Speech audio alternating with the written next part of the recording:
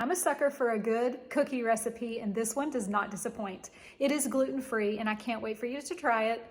Follow me while we make an oatmeal chocolate chip gluten-free cookie.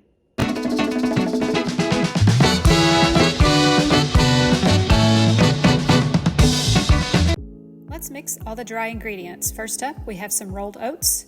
Now we have oat flour. Next up, we have baking powder, ground cinnamon, nutmeg, and a pinch of sea salt. Now, don't forget the coconut sugar. Mix it all together really well with a whisk. Set it aside, and let's do the wet ingredients. We have melted coconut oil, we have 1 egg, pure vanilla extract, and of course, maple syrup. We're gonna whisk all of these together until you get a very creamy consistency. Now take your dry ingredients. Let's put those wet ingredients in with the dry. It really is this simple.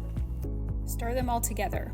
I cannot take credit for this recipe. I got this from the Beaming Baker. You can go to beamingbaker.com and you will find her full recipe on her blog.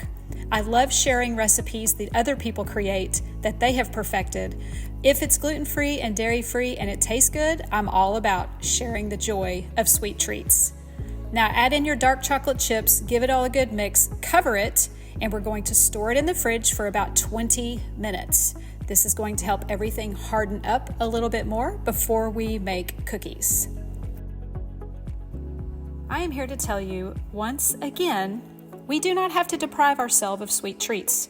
We just need to get better at choosing healthier ingredients for our sweet treats, and I can help you with that. Now take your cookies and mash them down before you bake them. This is going to help them bake evenly. And be sure to go to beamingbaker.com if you want this full recipe. Delicious, gluten-free, sweet indulgence. Like and follow for more.